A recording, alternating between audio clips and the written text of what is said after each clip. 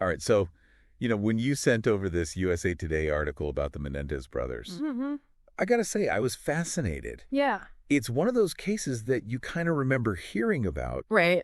growing up. But then to see that decades after they were convicted for killing their parents, Wow. Jose and Kitty Menendez, now we're suddenly talking about like resentencing and then potentially even getting released. It is. It's crazy. It's a wild turn of events, wouldn't you say? It really is. And it makes you think about how much our justice system has changed, even in the past couple decades, and how that's impacting people who were convicted years ago. For sure. Yeah. So for everybody listening, let's sort of unpack this a little bit. Rewind back to 1996, right? Okay. That's when they were convicted. Yep. So what's changed since then? Why are we even talking about resentencing them now? Well, the big thing is the law in California has actually changed, like the actual legal code. Okay. So there's this thing called California Penal Code 190.2. Okay. And it's specifically about murder cases and special circumstances. Got it.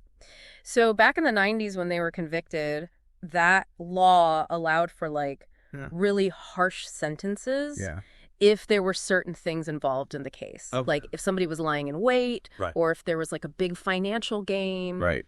So those things could add on like extra time to someone's sentence. I see. But now they've changed that law. They've limited how much those things can actually impact the sentence. Okay. Interesting. So that's why the Menendez brothers are getting this new chance, Right. So it's not necessarily that anybody thinks that they're innocent now. Exactly. It's just the law itself. It's just the way that the law is written has changed so much. Yeah. Right. It's a technicality in a way. It's fascinating. Yeah. And so this case, I mean, going back, I was in high school.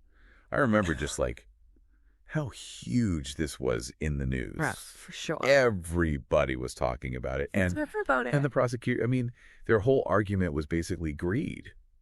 Right. Yeah, classic inheritance plot, it's trying to get their hands on the money. Exactly. But then the defense came back with a completely different story. They did, yeah. They said it was abuse. They said it was years of abuse from the parents, and that basically these murders were an act of, self-defense. Exactly. Like they were desperate. They had no other way out. It was crazy. It was crazy. And, I think that's part of why this case I think so too. became such a big deal. Because it really divided people. Absolutely. You had people who completely believed that they were cold-blooded killers. Yeah. And then you had others who were like, no, they were the victims here. It was heartbreaking. Yeah. It was heartbreaking. I remember people arguing about it, at family dinners. Oh, yeah. It was everywhere. A constant topic of conversation. Yeah. It was hard to escape it. And so they end up getting convicted, obviously, and then they go to prison. Mm-hmm. And this is where things get really interesting because now, all of a sudden, we're hearing about how they've basically been model prisoners this whole time. It's incredible. It's incredible. Yeah. This USA Today article, it talks about Lyle, how he's been part of a hospice program in the prison. Yeah, taking care of other inmates who are dying.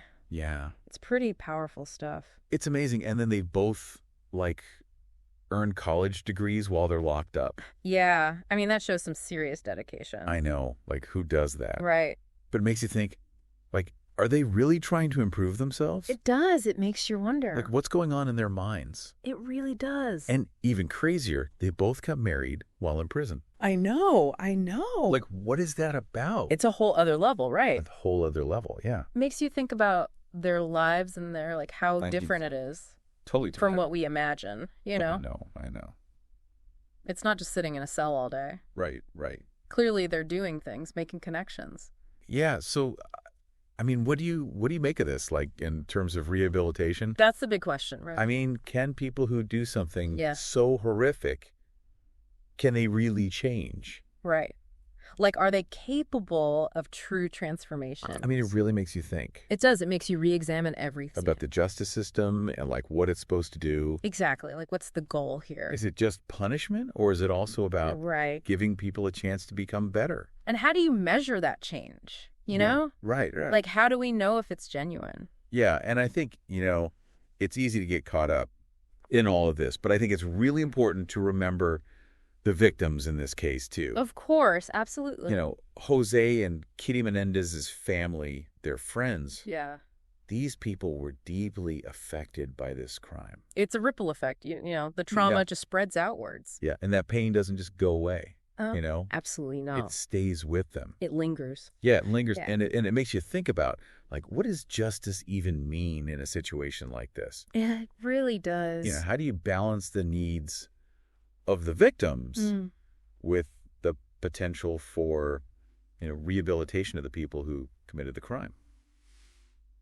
It's a tough one. It's a tough one, yeah. It's a really difficult balance to strike. So here we are, you know, all these years later. Yeah. We've got this legal battle going on. Right. About whether or not they should be resentenced. We've got these brothers who seem to have completely turned their lives around in prison.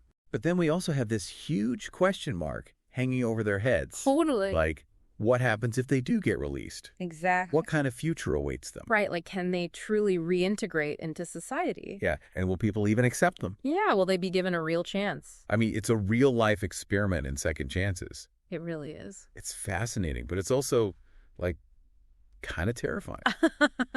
Yeah.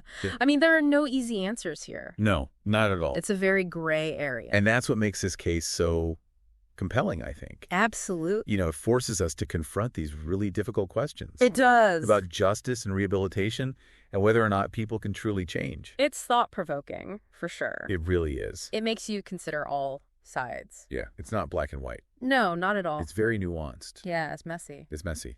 That's life, right? Yeah, that's life.